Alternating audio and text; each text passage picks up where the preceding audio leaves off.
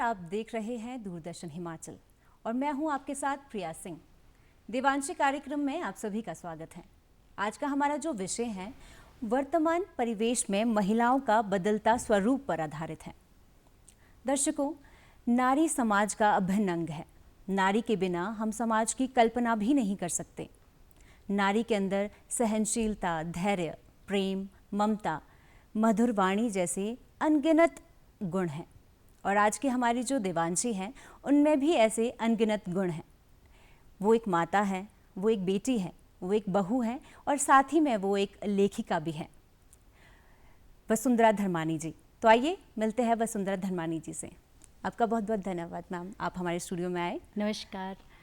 सबसे पहले तो मैं हिमाचल दूरदर्शन का हार्दिक आभार व्यक्त करती हूँ जिन्होंने मुझे यहाँ आमंत्रित किया और ये मंच मुझे प्रदान किया। मेरा नाम सत्या शर्मा वसुंधरा है। वसुंधरा नाम मेरा साहित्यिक नाम है और मैं इसी नाम से लिखती हूँ जी। तो जैसा आपने बताया आपका नाम सत्या शर्मा वसुंधरा है, वसुंधरा धर्मानी जी जो आपने कहा, तो इसके पीछे क्या स्टोरी है? बहुत बार जब हम आपके साहित्य पढ़ते हैं या आपको कभी सुना है तो वसुंधरा नाम से ही जाना है, तो इसके पीछे की क्या स्टोरी है? ये वसुंधरा नाम मुझे मेरे ससुराल वालों ने दिया है, जबकि सत्या शर्मा मेरे माता पिता का दिया हुआ नाम है जी। तो वसुंधरा नाम से मैंने तभी लिखना शुरू किया क्योंकि ये शादी के बाद मुझे ससुराल का दिया हुआ नाम है। हाँ जी। तो इसी से मैं लिखना पसंद करती हूँ जी। जैसा कि आप एक लेखिका हैं, आप लिखती हैं, आप कहानी लिखती हैं, कविताएं लिखती हैं, तो ये कब से आपने शुरू किया? क्या इसके पीछे की कहानी है? कहाँ से मोटिवेशन मिलती है? हाँ जी। मैंने लिखना तो वैसे हिंदी में तो मेरी रुचि जो थी वो बचपन से ही थी और हिंदी मेरा फेवरेट सब्जेक्ट था। तो मेरी प्रारंभिक शिक्षा जो थी वो गर्ल्स स्कूल बिलासपुर से हुई। उसके बाद मैंने प्रभाकर किया, तो प्रभाकर में मैं टॉपर थी क्योंकि मेरा हिंदी में शुरू से ही बहुत रुझान था। तो उसके बाद मैंने ग्रेजुएशन बिलासपुर कॉलेज से ही की, लेकिन मुझे प्रभाकर के बाद हिंदी में पढ़ना अच्छा लगता था। उसमें मैं आगे कुछ न कुछ करना चाहती थी, पर उतना परिवार वालों का जो सहयोग होता है, उस टाइम लड़कियों को बाहर पढ़ने भेजा नहीं जाता था। तो जो ख्वाहिशें होती थी बेटियों की आगे पढ़ने की, अपना मनपसंद करने की, तो वो थोड़ी अधूरी रह जाती हैं। तो ग्रेजुएशन के बाद फिर मेरी शादी हो गई। फिर भी जो पढ़ने का शौक़ था वो तो था ही कि मैं कुछ ना कुछ करूँगी ज़िंदगी में। तो फिर उसके बाद जब शादी हो गई तो ससुराल वालों का भी काफ़ी सपोर्ट मुझे मिला। तो मैंने पहले राजनीति शास्त्र में मैंने एमए की, उसके बाद फिर मैंने हिंदी में एमए की क्योंकि हिंदी में मेरा बहुत इंटरेस्ट था।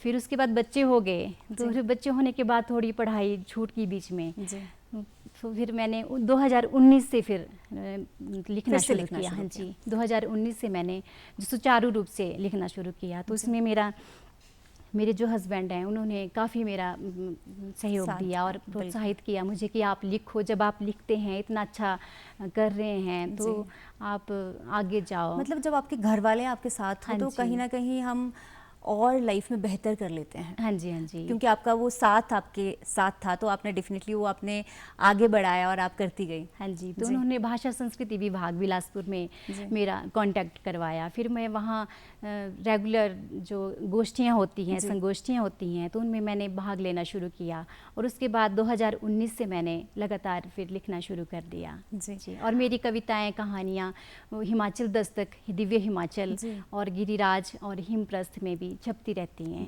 हाँ जी। कौन सी विधा में आप लिखती हैं मैम? मैं कहानी, कविता, लेख, यात्रा संस्मरण और पुस्तक समीक्षा भी करती हूँ जी। जैसा आपने कहा कि आप कहानियाँ लिखती हैं, कविता लिखती हैं, तो क्या ये काव्य जो संग्रह है ये आपके छपे हैं? आपने कहा दिव्य हिमाचल में और कहाँ पे? दिव्य हिमाचल, हिमाचल दस्तक, कोई पत्रिका भी छपती है? हाँ, गिरिराज साप्ताहिक जो हिमाचल की पत्रिका है और हिमप्रस्थ है तो उसमें भी छपती रहती हैं जी। और मेरा काव्य संग्रह तो अभी वैसे तैयार है, मेरी 60 की करीब कविताएं हो गई हैं, लेकिन अभी मैं उसका जो कलेक्शन है अभी कर रही हूँ, उसको थोड़ा देख रही हूँ कि उसमें फाइनल जो टच है वो करूँगी।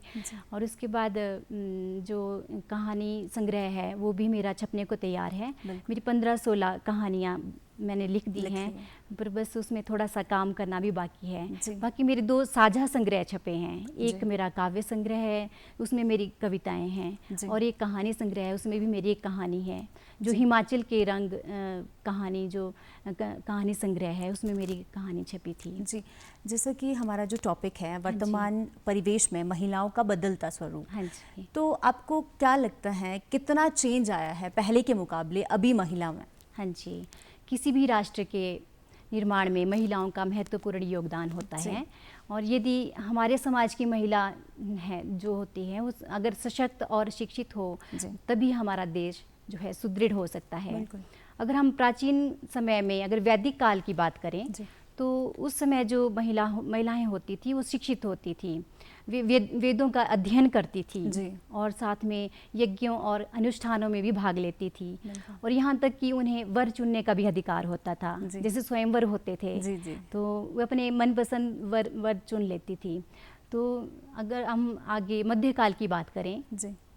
तो मध्यकाल में थोड़ा जो महिलाएं हैं जो होती थी उनका बहुत शोषण होता था। उस जी। टाइम जो कुरीतियाँ और कुप्रथाएं हमारे समाज में व्याप्त थीं, जैसे पर्दा प्रथा हो गई, बाल विवाह हो गया, जी। और ऐसी कई कुप्रथाएं थी जिसमें महिलाओं का बहुत शोषण हुआ है। बिल्कुल। लेकिन अगर हम वर्तमान समय की बात करें, तो महिलाएं काफ़ी आगे बढ़ गई हैं। आजकल हर क्षेत्र में आप देख सकते हैं, हर क्षेत्र में महिलाएं अपना सफलता का परचम लहरा रही हैं, चाहे वो राजनीतिक क्षेत्र हो या व्यावसायिक क्षेत्र हो, स्वास्थ्य संबंधी क्षेत्र हो या सैन्य बल हो, जी।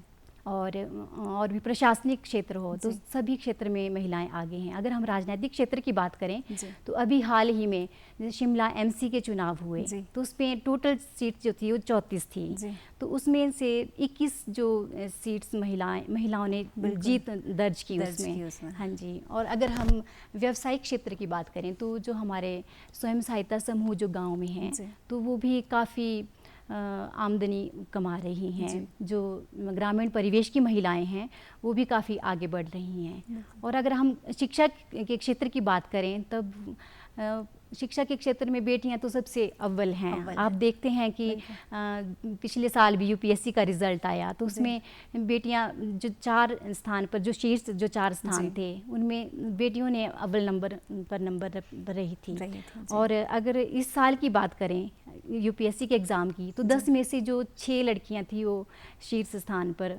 लड़कियां ही आगे बढ़ी हुई हैं थी। हाँ जी, आगे बढ़ी थी। क्योंकि यदि हम अभी आपने बताया कि हमारे देश में लड़कियों का हर क्षेत्र में अपनी सेवाएं दे रही हैं, हर क्षेत्र में आगे बढ़ रही हैं।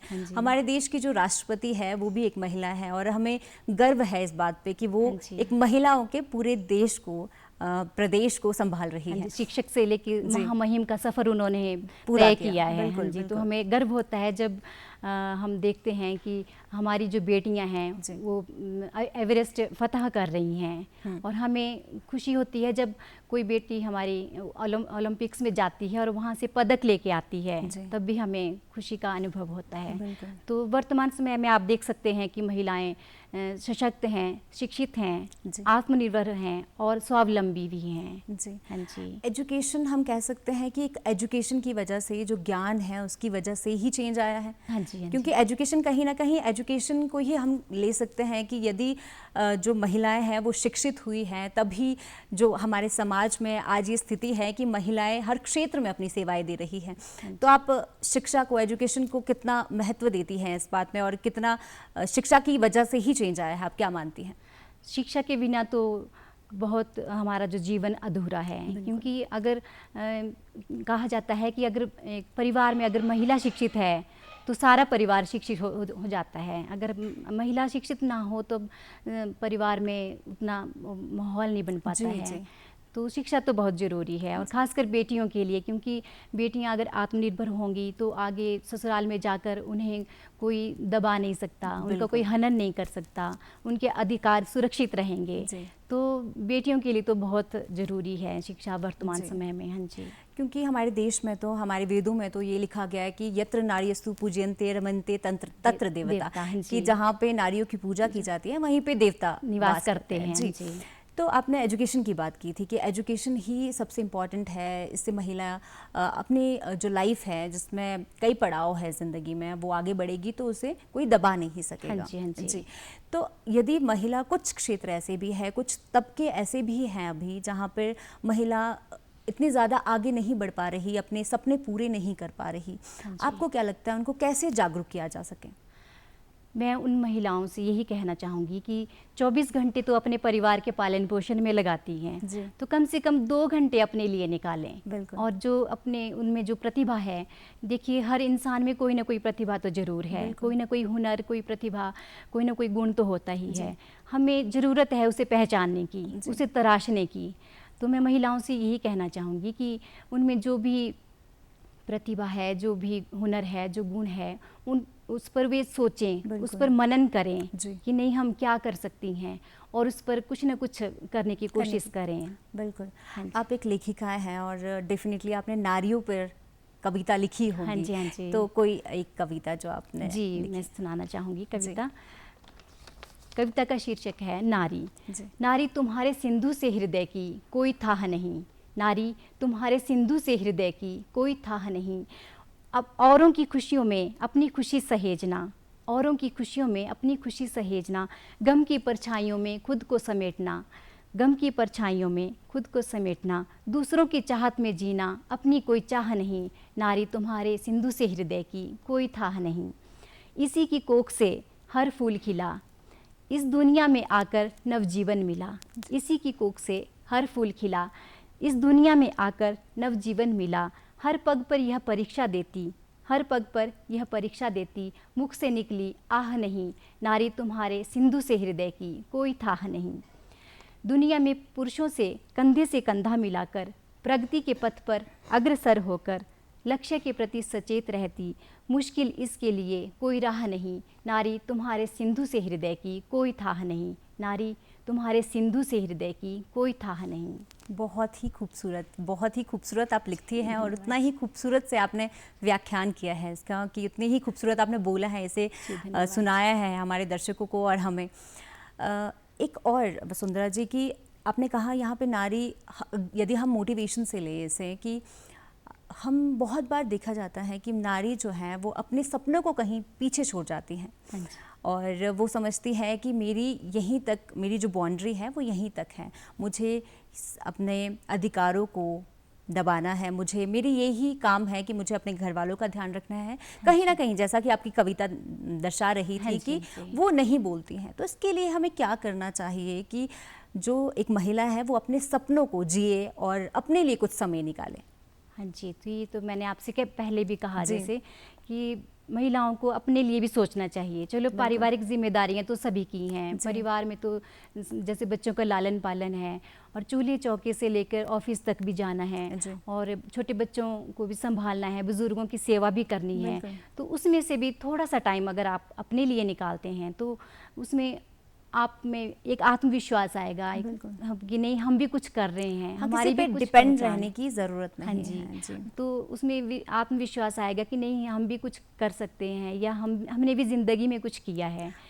क्योंकि बहुत बार देखा जाता है कि महिलाएं जो है वो अपना ध्यान, मतलब वो अपने पूरे परिवार का ध्यान अच्छे से रखती हैं, अपने घर का ध्यान रखेगी, अपने रिश्तेदारों का, अपना सभी का ध्यान, पर कहीं ना कहीं वो इन सबके ध्यान में अपने आप को कहीं भूल जाते हैं। तो वो ध्यान रखना एक महिला के लिए बहुत ही ज़रूरी है, क्योंकि जैसा कि अभी वसुंधरा जी ने कहा कि महिला यदि शिक्षित होगी तो पूरा परिवार शिक्षित होगा, यदि माता शिक्षित होगी तभी बच्चे भी शिक्षित होंगे, क्योंकि यदि माता ही उन्हें वो संस्कार दे सकती है, माता ज़्यादा समय अपने बच्चे के साथ व्यतीत करती हैं, तो माता को शिक्षित होना बेहद ही इम्पॉर्टेंट और ज़रूरी है।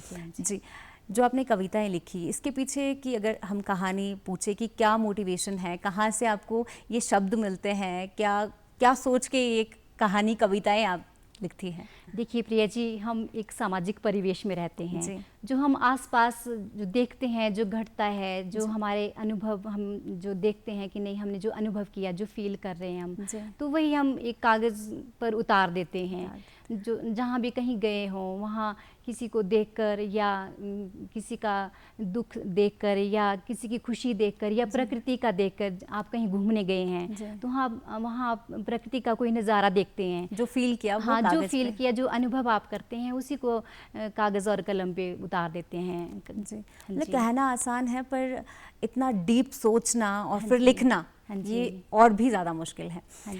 आप ने पहली कविता जो आपको बहुत ही पसंद हो अपनी, या पहली भी नहीं, जो आपने अभी तक जितनी कविताएं लिखी उनमें से कोई ऐसी कविता, वैसे तो आपको सारी ही पसंद होगी, डेफिनेटली आपने ही लिखी है, पर ऐसी कोई कविता जो आपको बहुत ही दिल के पास और आपको बहुत ज़्यादा पसंद है?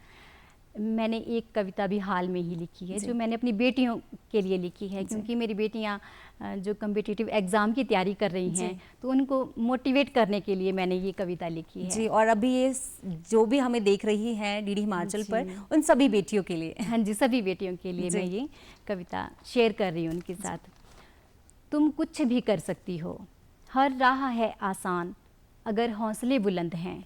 हर राह है आसान अगर हौसले बुलंद हैं, इन हौसलों के आगे ये मुश्किलें चंद हैं।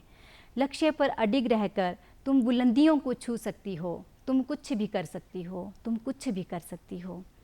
अग्नि में तपकर सोना है कुंदन बनता, अग्नि में तपकर सोना है कुंदन बनता, कुंदन बनकर ही वह और भी निखरता, कुंदन बनकर ही वह और भी निखरता।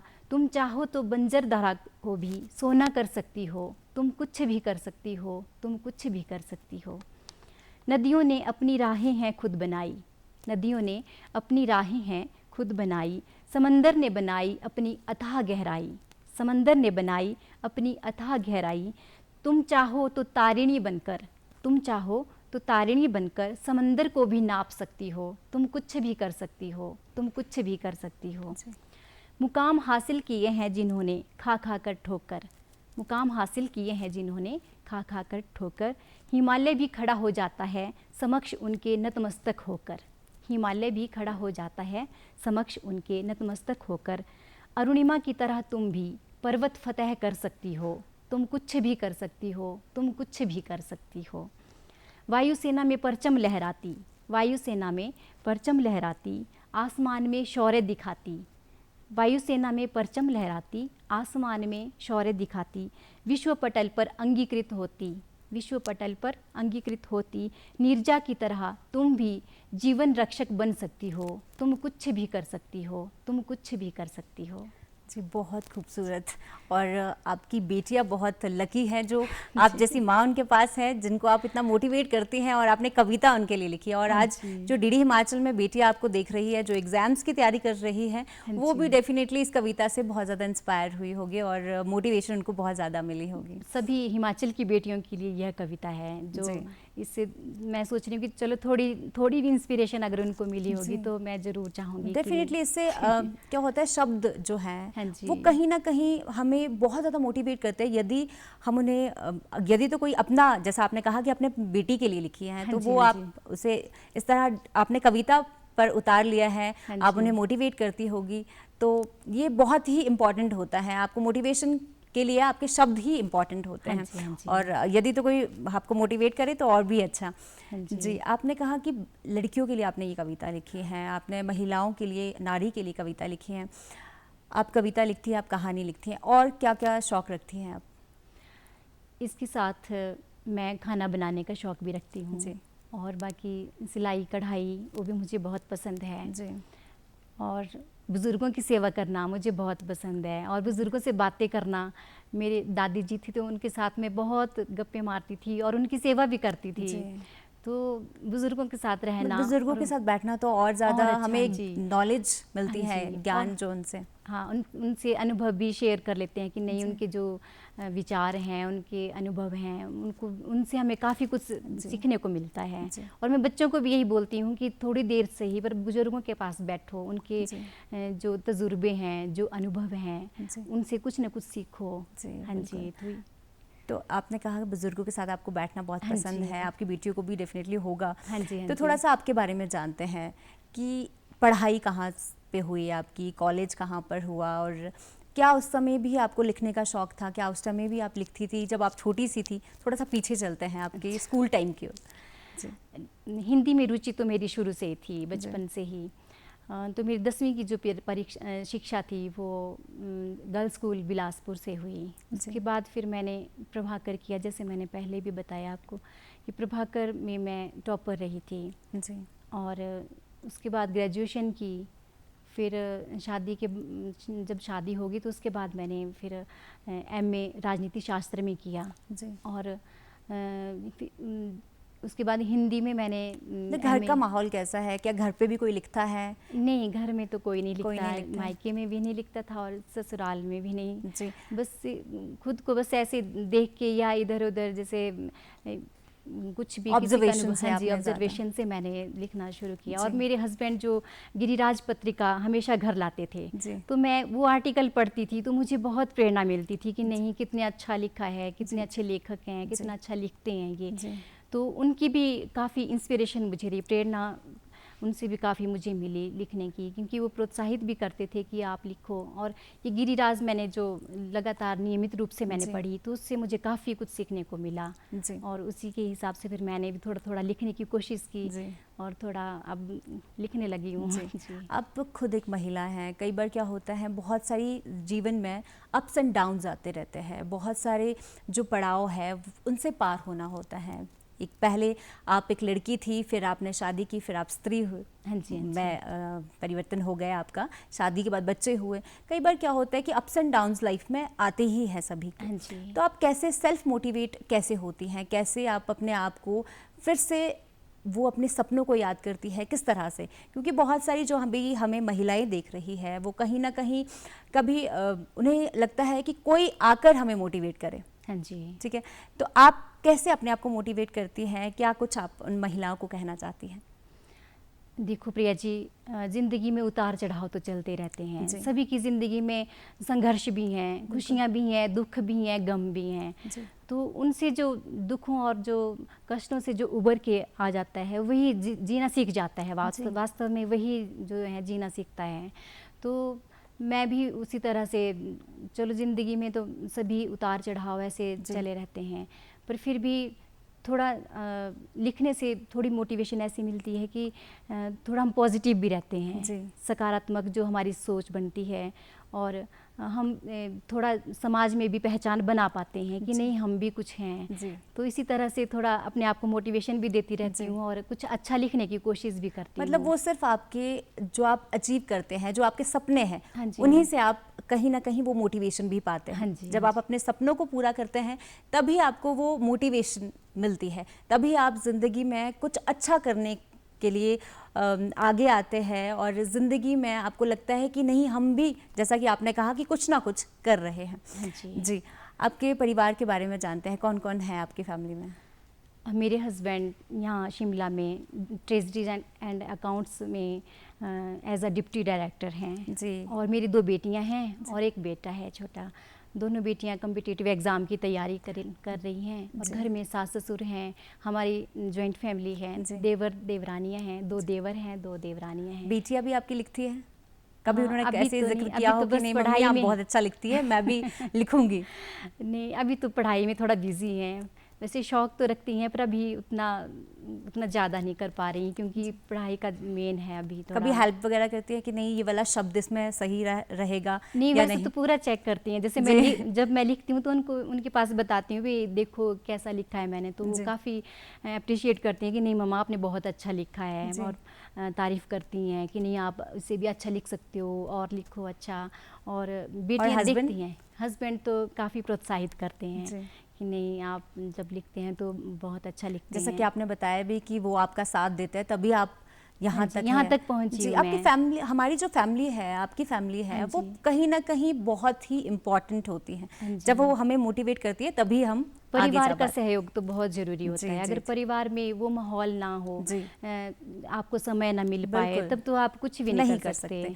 तो सहयोग तो बहुत ज़रूरी है।